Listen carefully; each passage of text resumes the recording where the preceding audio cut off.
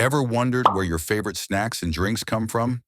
What if I told you that one of the biggest food companies in the world has some dark secrets hidden behind the products you buy every day? Nestle, the giant behind so many familiar brands, is involved in some shocking and disturbing practices that might change how you think about that chocolate bar or bottle of water.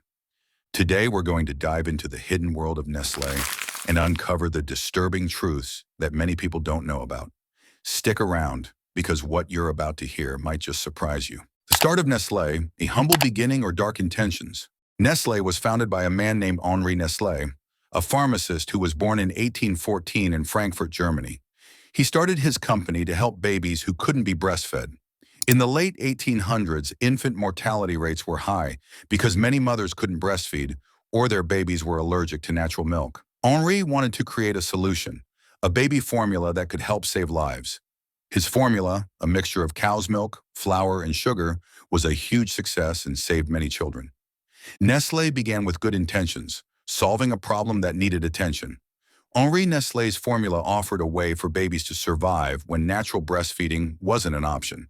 But as time went on, Nestlé grew bigger and more powerful. The company expanded rapidly, adding more products and building an empire.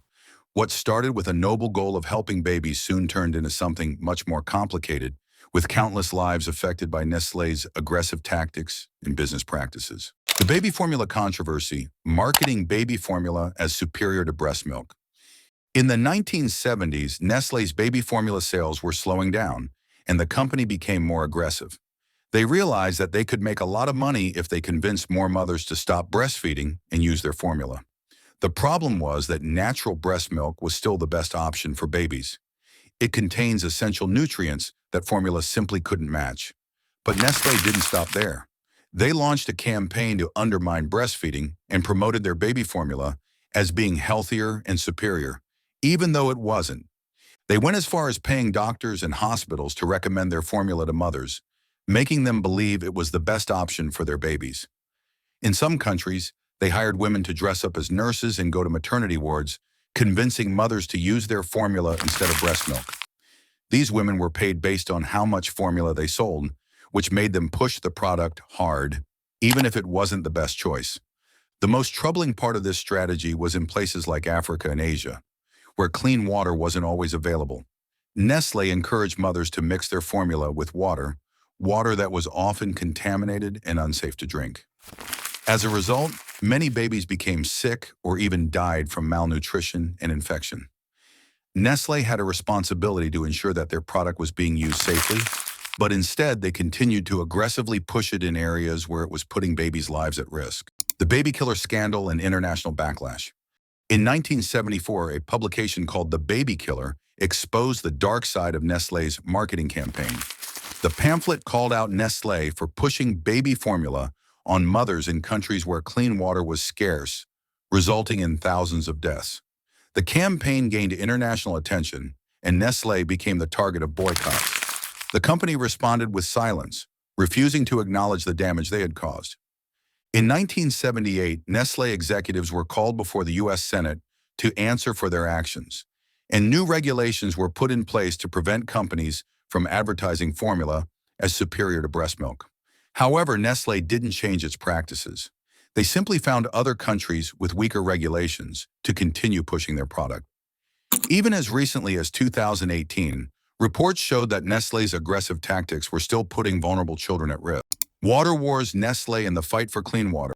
It's not just baby formula that's been the subject of controversy. Nestlé has also faced major criticism for its handling of water resources. In places like Pakistan, California, and Flint, Michigan, Nestlé has been accused of diverting clean water from communities and bottling it for profit. They've taken water from areas suffering from droughts and sold it back to the very people whose water they took in the first place.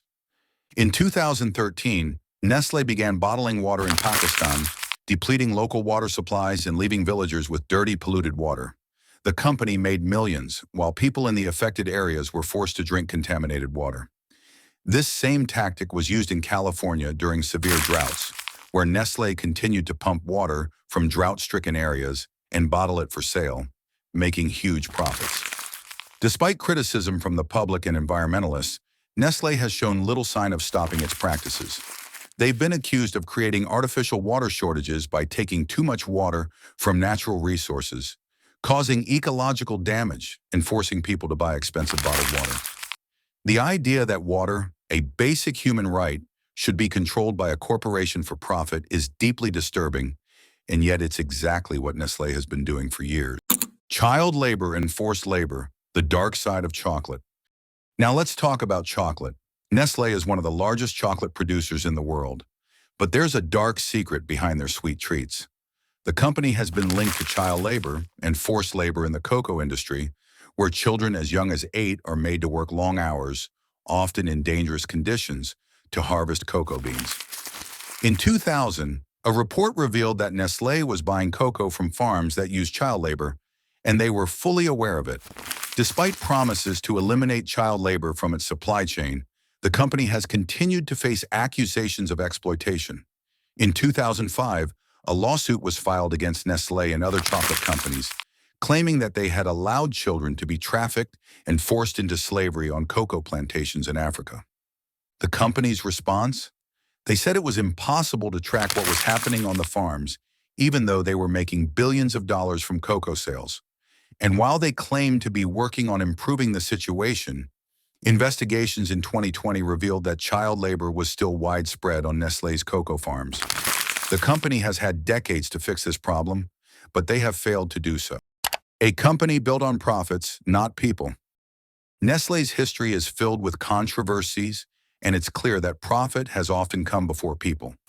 Whether it's pushing unsafe baby formula in poor countries, taking clean water from communities, or exploiting child labor for chocolate production, Nestlé has consistently shown a disregard for human rights. While there may be some people within the company who want to do the right thing, the reality is that the company's business model has been built on exploitation and greed. What can we do? Now that you know the disturbing truth about Nestlé, it's time to think about what you can do. Boycotting the company's products is one option, but with so many brands under Nestlé's umbrella, it can be challenging to avoid them entirely. The important thing is to stay informed, support companies that prioritize ethics and sustainability, and continue to raise awareness about the damage Nestlé has caused. What you've learned today is just the tip of the iceberg when it comes to Nestlé's dark history. The company has been involved in countless scandals and has hurt countless people in the pursuit of profit.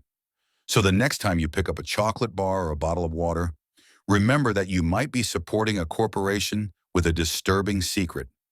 If you found this video eye-opening, make sure to like, share, and subscribe to stay informed.